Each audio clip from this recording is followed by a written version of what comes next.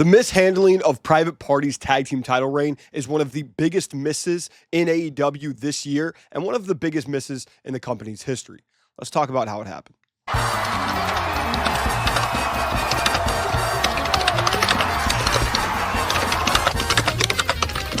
When Private Party had finally reached the mountaintop after 5 long years to become AEW Tag Team Champions, it felt like the start of something special.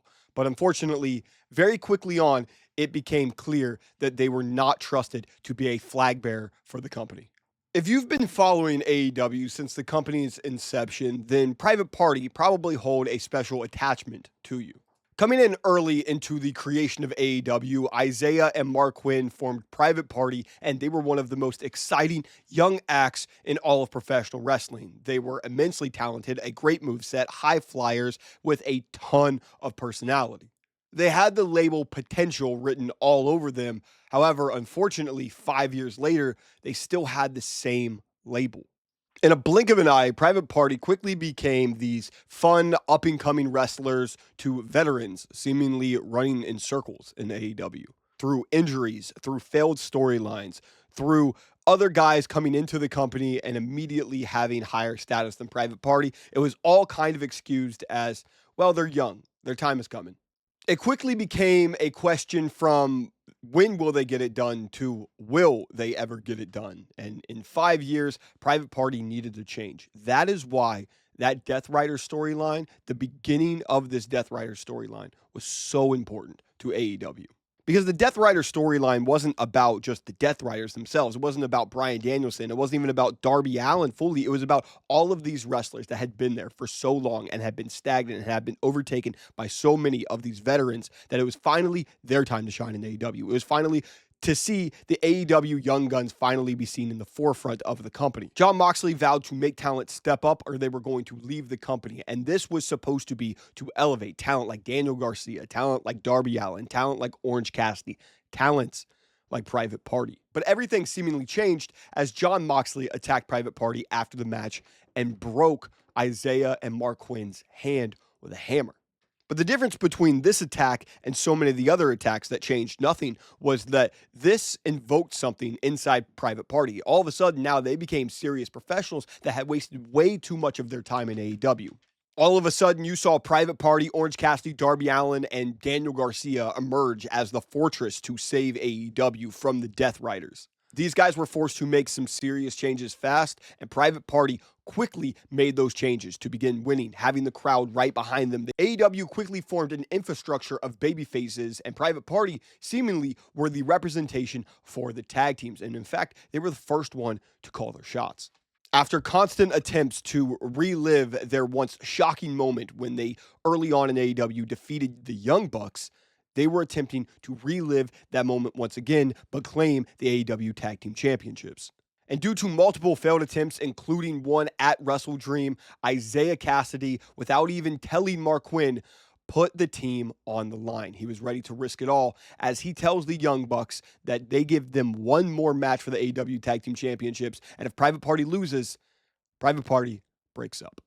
And at Fright Night Dynamite in Cincinnati, Ohio, Private Party finally realized the dream.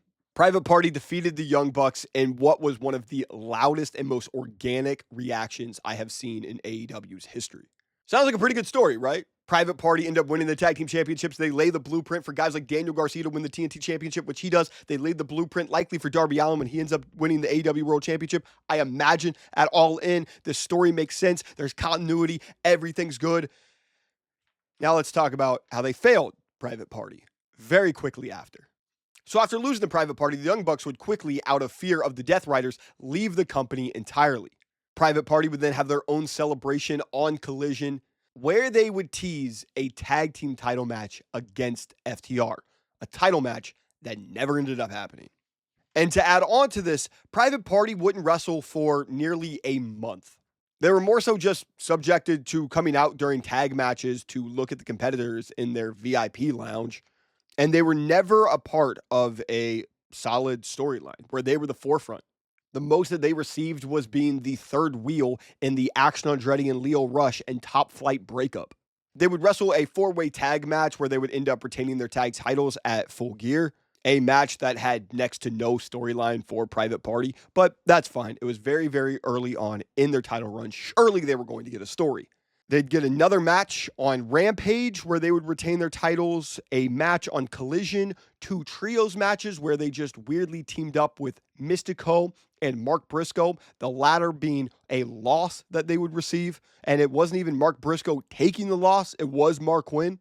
And I think the most egregious thing that AEW did during the Private Party's tag title run was they had a Private Party tag team title celebration on January 8th of 2025.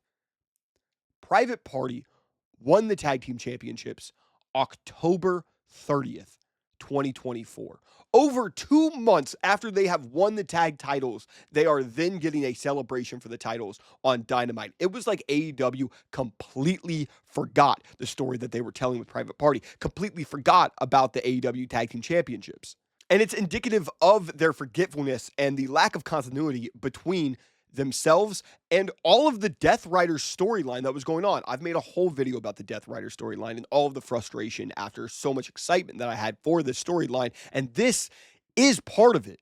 Because Private Party just completely forgot about saving AEW. They completely forgot to go against Jon Moxley and the Death Riders after winning the tag team championships. This should have been the beginning of their objective, but it seemingly was the end of them even doing much in AEW, which is so weird after winning the tag titles. And the same could be said for Daniel Garcia, who still isn't going after the Death Riders and Jon Moxley. He was able to defeat Jack Perry, win the TNT championship, and he's hardly seen on TV now. And that's another thing. Private Party and Daniel Garcia just stopped teaming up. They stopped forming this alliance to save AEW. The Death Riders were still causing havoc every single week, but Private Party and Daniel Garcia basically just gave up because they said, we won gold. Even a storyline of getting more of the people to step up, being an inspiration for more people to be able to step up against the Death Riders would have been something new, something fresh, something that would have made sense going into the storyline. But we literally received nothing. And the only reason why they even had the tag title celebration 2 months after winning the championships was just to set up a program between them and the Hurt Syndicate. And their first title defense on Dynamite, they lose rather quickly to the Hurt Syndicate. And look, this is nothing against the Hurt Syndicate. Bobby Lashley, Shelton Benjamin, MVP, they're amazing. I love the team. It's great. This part makes sense to the Hurt Syndicate storyline, that they can just be able to squash somebody like Private Party. But what doesn't make sense is everything leading up to that for Private Party. This is no diss to the Hurt Syndicate. This is full frustration on AEW's part of Private Party's title reign. I don't need it to be longer than the 84 days that it was. I just needed some storylines, some stuff to make sense for why they became champions, what they're going to do after becoming champions, and why they lost the championships. We got none of that. We had a multiverse of different storylines that we could go down, and every avenue seemingly was a great one. And somehow we found ourselves in the most mundane, gray, forgetful storyline that any of these multiverses could have produced. It almost felt more so like Tony Khan was annoyed that they were so over and that the fans believed in them so much that he was just like, all right, have your fun with these tag titles. But after 5 years, you would think that they were given a little bit more grace to have some sort of fun run with the championships after finally reaching the mountaintops. You would think that the gravity of that was understood by the creative team in AEW, but it seemingly doesn't seem like it was. Now, I genuinely ask this. Is it over for Private Party? Because I hope not, and I don't think that it's fully over. I would actually love to see Private Party come back relatively soon and admit that they got caught up in the bright lights. They got caught up in the gold. They forgot the objective that they were going after. They forgot what these tag titles were supposed to represent and the responsibility of holding them. And they kind of lost themselves and lost the objective of what they were attempting to do because they got lost in the love of being celebrated. That's why they had quite literally 2 different celebrations. And I'd love for them to eventually form a trios with Daniel Garcia to take down Pac, Claudio, and Wheeler Yuta for the trios championships. I would love to see that, but I also want to see Daniel Garcia have a pretty good TNT championship reign, which I'm a little worried that that's also not happening.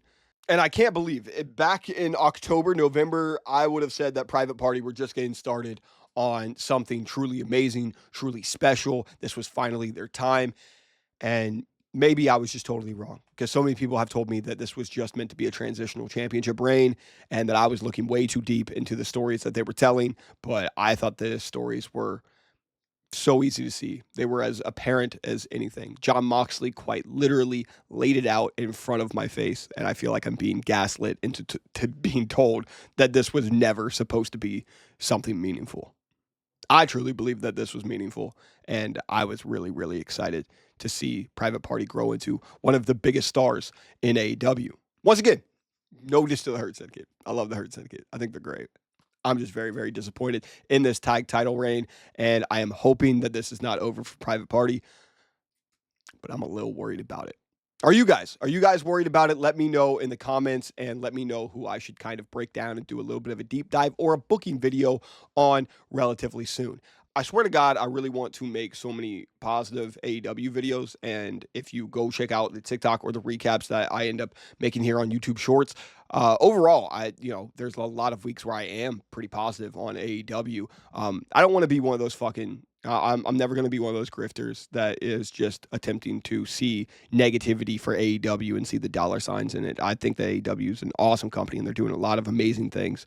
But right now, I got a lot of frustrations towards the company, and I think that I can do a lot better, and that it's just coming from a place of passion and frustration and storylines that seemingly are extremely meaningful and have a ton of potential and then are forgotten in 3 weeks. And this is one of the biggest culprits, unfortunately. But you guys let me know what you guys want to see in the next one. Is it over for Private Party? And I will see you guys in the next video. Deuces.